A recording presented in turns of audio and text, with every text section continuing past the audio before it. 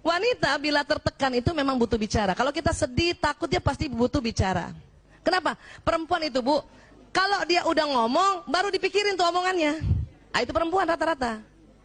Laki-laki, ya, bila tertekan tidak mau bicara. Ini harus hati-hati ya, Bu. Kalau suami ibu sampai di rumah, kemudian ibu lihat, ya, dia kayaknya sedih banget mukanya, ya, karena 10 menit tadi. Setelah 10 menit masih sedih, kan ibu tanya kan? Abi sedih ya? Iya. Abi capek ya? Iya. Bu, kalau ibu sudah tanya suami yang mukanya tadi sedih setelah 10 menit ya, 10 menit pertama kan itu lazim. Setelah 10 menit masih sedih banget, dan ibu tanya, dan dia bilang iya, tolong ibu tidak tanya-tanya lagi. Saya dulu salah. Waktu suami saya datang, saya lihat mukanya kan, ayah capek ya? Iya. Kenapa sih ya? Mau ya cerita sama aku kan istrimu, ibu dari 5 anak-anakmu. Apa kata suami? Diam. Itu sakit hati banget.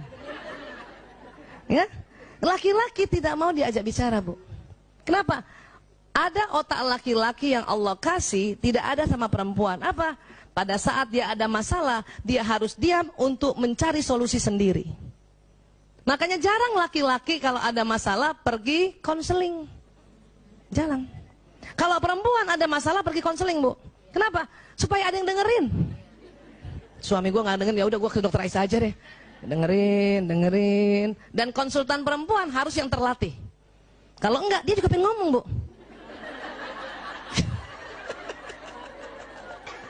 Pasiennya perempuan, udah cerita, dia juga pengen cerita. Makanya konsultan perempuan itu, psikolog perempuan atau dokter konselor perempuan ya, itu harus terlatih untuk dengar. Sudah selesai semua, tinggal memetakan. Ya, laki-laki enggak. Dan ingat, laki-laki mau cerita sama istrinya kalau masalahnya ini sudah ada alternatif solusi.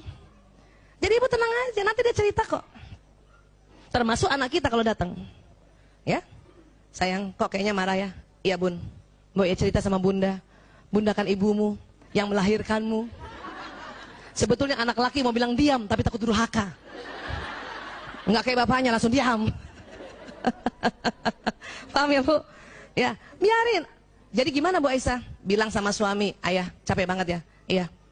Ini minum, ini makanan, ya. Kalau mau ngobrol, panggil aku ya. Ah gitu. Gitu, udah kita jauh-jauh dikit. Biasanya sambil nonton TV tuh. Mukanya gitu, ya. Anak juga begitu, anak laki-laki. Ya, kakak capek ya? Iya, Bun. Ya udah, ini makan, ini minum. Kalau mau cerita kapan-kapan panggil bunda ya. Belum tentu hari itu dia mau cerita, Bun. Bisa jadi minggu depan. Ya. Kenapa? Laki-laki mau cerita sama perempuan, masalahnya dia cerita, tapi dia sudah ada alternatif solusi. Supaya apa? Laki-laki ingin dianggap sebagai pahlawan. Bun, ada PHK di kantor aku. Oh ya gitu ya. Terus apa kebijakan ayah? Ah, tanya gitu. Ya. Ya, aku sih sebenarnya susah banget ya ambil keputusannya, saya mutasi aja. Oh gitu, insya Allah kebijakannya Abi ya itu manfaat cia gitu dong. Ya, nah itu jangan kita suami cerita, Bun, ya di kantor ada pemecatan PHK, terus kita diam aja. Oh, itu nggak suka laki-laki. Walaupun kalau kita ngomong dia begitu. Tetapi kalau dia yang lagi cerita, kita harus tanggapi dengan berapi-api dan lihatlah dia sebagai seorang pahlawan. Bisa, Bu? Coba latihan di kacanya berbinar-binar ya. Oh, terus gimana Abi? Ah, Masya Allah, Abi keren banget. Itu latihan, Bu. Kenapa? Karena laki-laki ingin selalu dikagumi. Ya, ingin selalu dikagumi. Oke? Nih, tadi saya bilang kan, perempuan kalau curhat hanya ingin disimak. Ingat, laki-laki ya kalau mendengar curhat selalu menawarkan solusi. Ibu, pada saat ibu curhat dan suami ngasih solusi, karena ibu yang sudah belajar duluan, langsung bilang, ya Allah, dia mencintaiku sehingga curhatku dia kasih solusi. Walaupun ibu gemes banget kan, bukan mau solusi, ibu cuma mau kamu dengar aja gitu. Ayah, aku capek banget, setiap hari nganter anak-anak sekolah naik motor. Kata suami apa biasanya? Ya udah naik ojek aja kan gitu kan? Itu solusi bukan? Tapi karena istri bukan mau solusi, waktu disuruh kasih solusi ojek marah. ojek sekarang nggak bisa dipercaya, Abi. Ya udah kalau gitu panggil supir, apalagi supir. Wah. Terus kata suami apa? Lo katanya capek. Ya. Sebetulnya perempuan hanya ingin didengar, dan kalimat yang paling senangi perempuan apa? Umi kasihannya capek banget. Ciela, ya Allah. Bu, saat itu juga nggak jadi capek. Betul. Suami saya udah paham tuh. Kalau saya ngeluh apa-apa, kasihan kamu capek, istirahat aja. Ciela. Padahal maksud dia, udah diam nggak usah ngomong. Tapi kalimatnya sudah belajar dia. Kalau dulu, astagfirullahaladzim, ngasih solusi berantem. Suatu ketika saya makan bakmi ayam sama suami, itu saya bilang, ya Allah kalau bakmi ayam gini kurang nendang ya. Dia kasih solusi. Ya udah, yuk kita makan nasi goreng lagi. Ya. Itu solusi. Paham? Dan suami saya juga sudah pintar sekarang, Masya Allah. Kalau saya curhat, setelah dia dengar curhat, apa dia bilang sama saya? Ibu, mau pakai solusi apa enggak? Itu kayak nanya mau pakai bawang goreng apa enggak? Kenapa? Kata suami saya, daripada gue berantem, muter-muter, debat kusir gara-gara ini. Paham ya? Nah itu tadi. Jadi gimana? Kalau gitu, dari awal ibu bilang sama suami, Abi, ayah, ya, Mas, aku mau cerita aja ya. Oke, dia akan dengar. Kenapa? Karena laki-laki merasa kalau perempuan sedang ngobrol, dia harus carikan solusi. Itu dia capek juga, Bu. Tapi kalau dari awal kita bilang, dengar saja ya, aku cuma mau cerita. Dia udah tenang. Oh, bukan solusi. Ya, dia selalu dengar, suami selalu ingin dianggap sebagai pahlawan. Itu harus diingat. Ya. Kenapa suami ingin dianggap pahlawan? Ini Bu, ini otak dibelah ya. Ada yang merah-merah ini. Coba pegang dulu dahinya Bu. Nah, di dalam situ Bu, ini kayak ibu pegang dahi itu yang ini nih, ini ya, depan sini ya. Nah, agak ke dalamnya itu ada segitiga. Ini saya kasih warna merah, aslinya bukan warna merah ya. Namanya hipotalamus. Hipotalamus. Apa Bu? Hipotalamus. Ternyata Allah ciptakan hipotalamus laki-laki 2,5 kali lebih lebar dari perempuan. Ini. Ya. Jadi lebih besar siapa Bu? Laki-laki. Berapa besarnya Bu? 2,5 kali. Ini supaya kita hafal terus ya, diulang-ulang ya. Apa fungsi hipotalamus? Sebetulnya banyak ya. Tetapi untuk laki-laki ya dan perempuan ini, hipotalamus ini pertama, pusat menjaga keamanan Bu. Berarti laki-laki lebih jago jaga keamanan bukan? Iya. Itu makanya dia juga selalu ingin dilihat sebagai pahlawan. Ini harus kita ciptakan Bu. Bu Aisyah, tapi kan kita pura-pura. Enggak pura-pura Bu.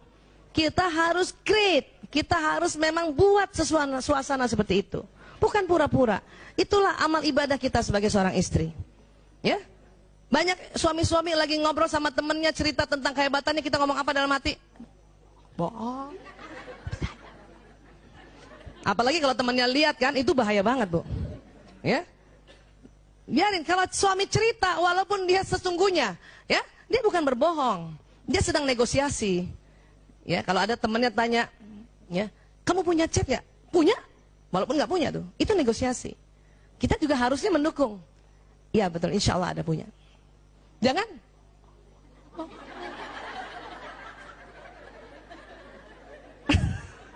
Itu kalau suami tahu itu marahnya minta ampun Bu. Ya Allah, karena kita menjatuhkan, nggak mau dia. Itu yang bikin setiap hari akhirnya apa? Dia dendam sama kita. Sehingga dia mencari perempuan yang menganggap dia seorang pahlawan. Wah Allah, ya paham ya Bu? Ini pusat. Kemudian apa lagi? Ini, kalau perempuan ini yang tebal nih, yang di tengah putih. Namanya corpus callosum. Apa Bu? Corpus callosum. Lagi sekali lagi, corpus callosum. Yang mana sih Bu Aisyah? Itu otak di tengah Bu, bagian tengah tuh, putih. Nah, perempuan lebih tebal. Perempuan lebih tebal. Karena lebih tebal 30%, maka perempuan bisa mengerjakan lebih dari satu pekerjaan berbeda dalam satu waktu. Ibu sering gitu kan? Masak, suapin anak, balas WA, kakinya ngempel sambil balas WA. Balas WA, pantatnya tutup lemari gitu. Iya. Ya Bu? Siapa ibu pernah kalau punya wastafel di kamar mandi, ibu sikat gigi kan? lihat jendela berembun kan? Itu sambil ngilap ya. Kadang kaki ngambil baju kotor yang jatuh. Kan? Iya Bu. Siapa ibu yang bawa mobil? Antar anak, zaman dulu tuh. Apalagi ya, bawa mobil, anak belum makan disuapin, betul Bu? Masih bisa kita dengar qiraat ya dari kaset. Masih bisa pasang alis. Itu perempuan. Bahkan ada gurunya teman anak saya, perempuan itu, dia naik mobil, dia naik motor dan selalu pakai helm. Tapi sambil dia naik motor bisa pasang alis Bu. Itu perempuan, keren banget. Kok bisa Bu Aisyah? Enggak, dia tahu dari rumahnya ke tempat dia kerja melewati 4 lampu merah. Jadi lampu merah pertama kan lampu merah ada angkanya kan? Jadi kita udah tahu kan? 30, 31 kan gitu. Ah, dia buka helm, pasang sebelah. Kadang baru setengah yang sebelah, udah, ya Allah, udah. Tutup helmnya dia. Apa? Dia perkirakan lagi lampu merah kedua. Ya. Lampu merah kedua ternyata hijau.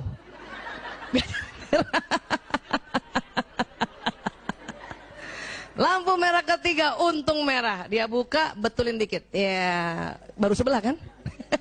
Lampu merah keempat enggak merah, hijau. Makanya sampai pekarangan sekolah baru sebelah. Tapi itu nggak masalah. Sebelum taruh helmnya di pekarangan sekolah, bikin satu lagi. Luar biasa. Itu karena otak kita yang korpus kolosumnya lebih tebal.